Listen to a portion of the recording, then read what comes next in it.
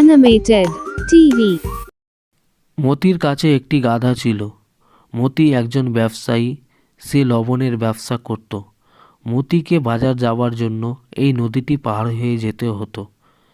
তাই তার পরের দিন যখন মতি বাজার যায়, গাধার পিঠে লবণের বস্তা নিয়ে হাঁটতে শুরু করে, তখন আবার সামনে নদী আসে।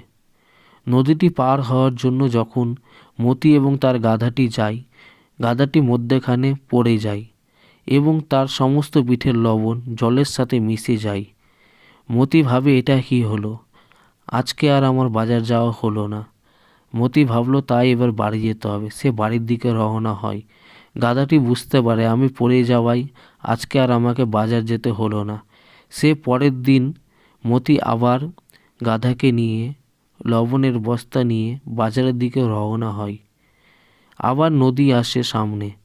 সে গাধাটি ভাবলো আবার পড়ে যায়।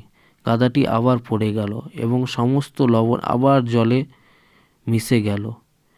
মতি গাধার অলসগিরি বুঝতে পারে এবং সে ভাবলো একে কিছু শিক্ষা দিতে হবে। তাই মতি পরের দিন গাধার পিঠে তুলো নিয়ে বাজারে বিক্রি করার সিদ্ধান্ত নেয়। গাধাটি খুবই অলস ছিল। গাধাটি ভাবলো আজকে বাজার যেতে যেতে আবার নদীর তীরে আমি পড়ে যাব। তাই যখন সে নদীর তীরে আসে এবং নদীতে হাঁটতে শুরু করে, তা কিছুক্ষণ যেই গাধাটি আবার পড়ে যায়।